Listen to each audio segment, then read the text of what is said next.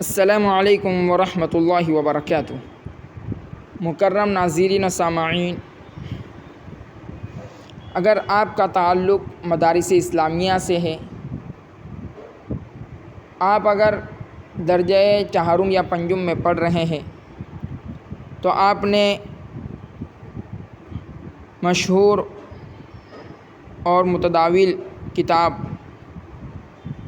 دروس البلاغہ، مختصر المعانی، اسی طرح سے سفینۃ البلغاء وغیرہ میں المدح بما یشبہ الذم اور الذم بما یشبہ المدح ضرور پڑھا ہوگا۔ اسی کی ایک مثال میں آج آپ کے سامنے لے کر حاضر ہوا ہوں۔ دراصل میرا تو حفظ کا زمانہ تھا، ماہنامہ ایک اشاعت العلوم مکہ القوہ سے آیا کرتا تھا، جس کا نام بیان مصطفیٰ ہے۔ آج بھی وہ گجراتی زبان میں شائع ہوتا ہے۔ اس زمانے میں جب میں حفظ پڑھتا تھا، 13,000 اس کی کاپیاں ہوا کرتی تھی۔ میں سمجھتا ہوں اب تو بڑھ چکی ہوگی۔ بہرحال تو اس میں ایک مضمون تھا، کسی نان مسلم کا لکھا ہوا۔ اس نے حیدرآباد کا سفر کیا، اس کے بعد وہ آ کر لکھتا ہے کہ پہلی مرتبہ میں نے حیدرآباد کے رستوں پر اتنی ساری عورتوں کو با پردہ چلتے پھرتے دیکھا۔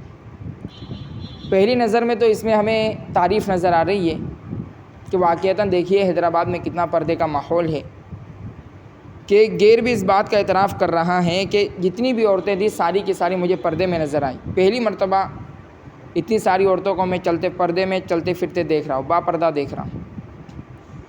مگر آگے جو مضمون لکھا تھا اس میں مذمت کے پہلو کو اجاگر کیا گیا تھا کہ ایک نان مسلم کی نظر میں ضرور یہ قابل مدح ہو سکتا ہے یا نہ بھی ہو سکتا ہے، مگر اس میں ایک مذمت کا پہلو ہے کہ اتنی ساری عورتیں رستے پر آئی کیوں؟ حالانکہ قرآن مجید کا حکم ہے، 22 پارے کے پہلے ہی رکوع میں اللہ تبارک و تعالیٰ نے امہات المؤمنین سے مخاطب ہو کر فرمایا وقرن فی بیوتکن، کیا تم اپنی گھروں میں ٹھہری رہو۔ جس کی تفسیر میں مفسرین اکرام لکھتے ہیں کہ شدید ضرورت کے بنا عورت کا باہر نکلنا جائز نہیں، جب شدید ضرورت ہو تبھی وہ گھر کے باہر قدم رکھے۔ مگر جو نان مسلموں لکھ رہے کہ کثیر تعداد میں نے عورتوں کو چلتے پھرتے دیکھا۔ پھر آگے جنہوں نے مضمون لکھا تھا وہ لکھتے ہیں کہ عورت جیسے ہی بلوغت کو، لڑکی جیسے ہی بلوغت کے چوراہے پر قدم رکھتی ہے، جسے ہماری انگلش زبان میں ٹین ایجر کہا جاتا ہے، جیسے ہی اس عمر کو پہنچتی ہے وہ فوراً گھر کی چہار دیواری کو اپنے لیے قید خانہ تصور کرتی ہے، اور اس حبس کو توڑ کر، اپنی محبوسیت کو توڑ کر وہ کبھی چوراہوں پر اور کبھی بازاروں میں گھومتی پھرتی نظر آتی ہے۔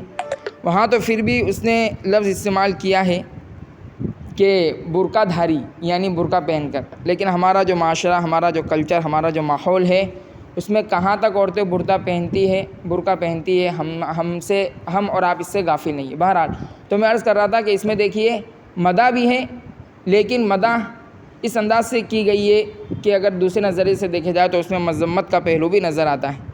یہی ہے، اس سے پتہ چلا کہ جو اخبارات ہے، پیپر ہے، جو جتنے بھی مضامین ہیں، اس میں بھی فصاحت و بلاغت پائی جاتی ہے۔ ضرورت ہے اسے کھوج کر سامنے لانے کی اور سمجھنے کی۔ اللہ تبارک و تعالی ہم نے جتنی مصنفین کی کتابیں پڑھی تمام کی مغفرت فرمائے، تمام کے درجات کو بلند فرمائے، اور ان کے ساتھ ساتھ ہم پڑھنے والوں کی بھی مغفرت فرمائے، آمین۔